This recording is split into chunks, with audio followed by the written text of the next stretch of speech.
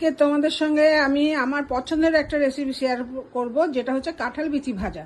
তার জন্য আমি নিয়েছি, মূল ইনগ্রিডিয়েন্টস হচ্ছে কাঁঠাল বিচি আর নিয়েছি পটল। এর সঙ্গে আলুও তোমরা দিতে পারো, কিন্তু আমি আলু দিইনি।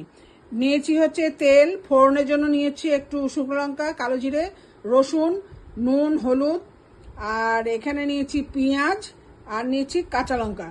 আমি এইগুলো দিয়ে সবগুলো দিয়ে একটু মাখিয়ে একটু রেখে দেবো, 10-15 মিনিট রেখে দিয়ে তারপর আমি ভাজা করব। পটল নিয়েছি, এরপরে নিলাম কাঁঠাল বিচিগুলো, তারপরে দেব হচ্ছে পেঁয়াজ, তারপরে দেব নুন, তারপরে দেব হলুদ, তারপরে দেব তোমার রসুনগুলো, তারপরে দেব কাঁচা লঙ্কা, এরপরে দেবো সর্ষে তেল। এবার এইগুলো দিয়ে আমি মাখিয়ে নেবো। কাঁঠাল বিচি আমি যেটা মেখে রেখেছিলাম সেইটাই দেখো এখন একটু নরম হয়ে গেছে।